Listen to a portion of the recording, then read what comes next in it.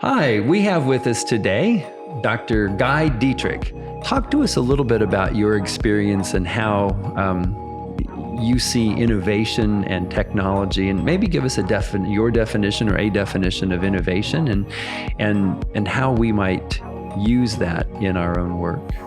Well, the best definition of innovation that I've heard is inspired genius adopted by process.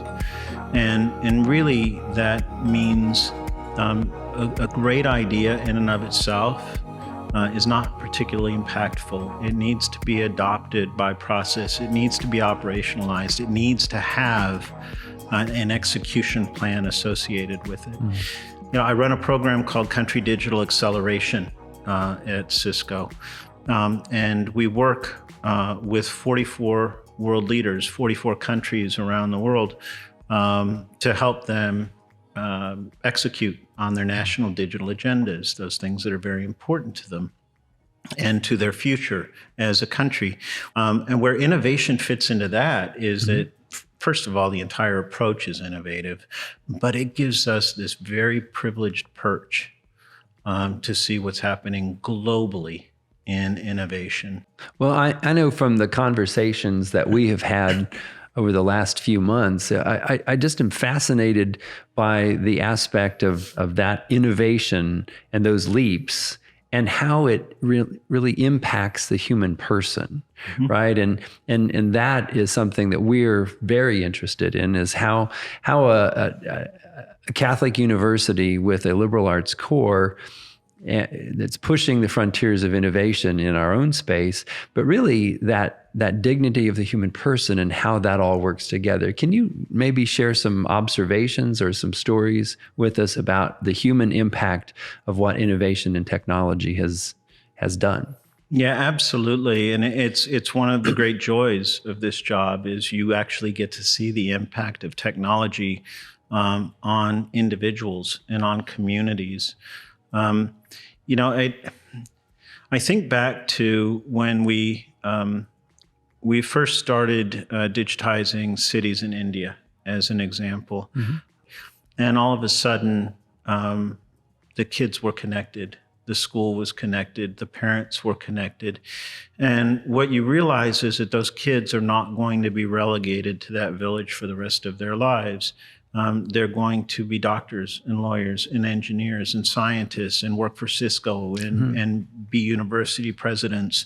They're going to be whatever they want to be because they now have access, equal access, like everyone else. And when I think about your university, what we're really talking about is a shared mission of service. Cisco's mission as a company is to empower an inclusive future for all. That may not sound like a normal IT company's purpose, but it goes to show you the liberal arts side, the more good for society side of what technology can do. 40% of the world is not connected. There's no excuse this time around, Richard. There's no excuse for why those 40% should remain unconnected throughout the digital age. We have the technology, we have the wherewithal, we have the metrics that show it's a good thing to do. If we connect those 40%, we will instantly lift 500 million people out of poverty around the world. And we will contribute an additional $6.7 trillion to global GDP.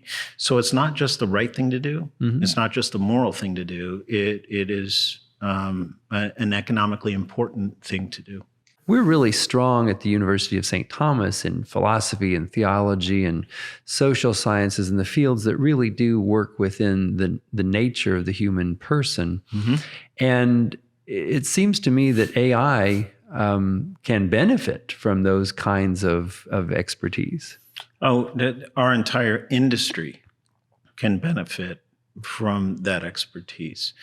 Many of those jobs are filled with very talented engineers, very talented computer scientists. But what we're realizing is that we don't have enough creatives and I'll use that term generically, people that actively problem solve, that have been forced to be critical thinkers in our education, which is 100% liberal arts, right? Well, that's what we need desperately in cybersecurity, because the bad guys are getting a lot more creative. And we cannot just use our standard response to that, because we have to respond to their creativity with our own creativity. And that means we've got to introduce a whole new group of disciplines into cybersecurity. Same thing with AI. Same thing with almost everything that we do. And I guess the point here, and I believe this from having seen it at my time at Texas A&M and seeing the students, working with the various professors, research, teaching, or otherwise, there is no such thing as a non-technology discipline anymore in academia. It's just like there's no such thing as a non-technology company within the academic environment, within academia itself. People say, well, what does that have to do with sociology and with psychology? And well, everything. I mean, you gather data and you do data analytics. That's technology. There are multiple examples, and yet, for some reason, the liberal arts thinks that technology is something afar, when in fact, the two are stronger together than they are apart. And that fusion is something that, as we look toward the future, it creates an additional relevance, I think, for both the liberal arts, but also for the other fields.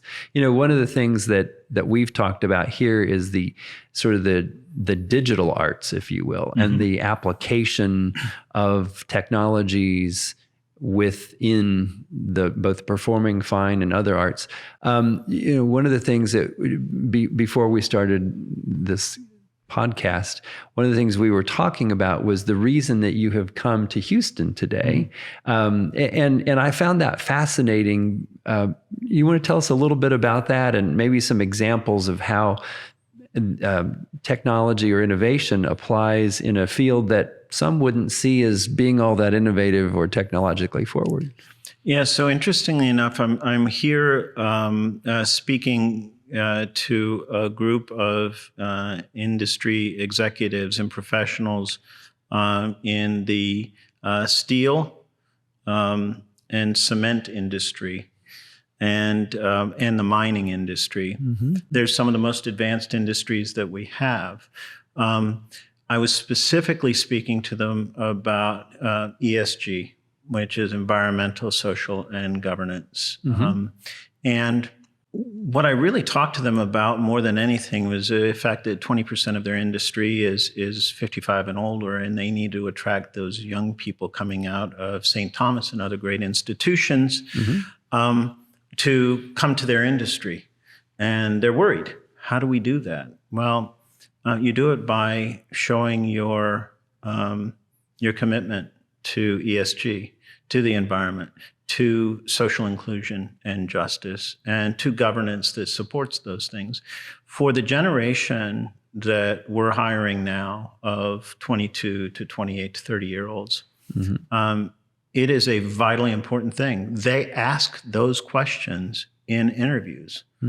I've had interviews in the last 2 months with young people, what we would call early in career professionals, that we very much want to hire at Cisco, that we want to be a part of our team, but they got to check us out first, right? And it's not just salary, and it's not just where you work, because quite honestly, now you can work from just about anywhere, right? It's what is your commitment to the environment? What is your greenhouse gas reduction strategy? How are you impacting communities? How can I volunteer while working here to impact my community? It means a great deal to them, and it is part of their DNA. So how might we innovate by leaping into that, bridging those older industries with the new technologies, and then making that human element that needs to be present there. How do you think we can do that as University of St. Thomas and maybe partnering with other organizations? So you do it by direct engagement, because you're going to be welcome at any table. That's the bottom line, is that when thoughtful university presidents, faculty, students step forward to offer guidance, to offer advice, it's always welcome.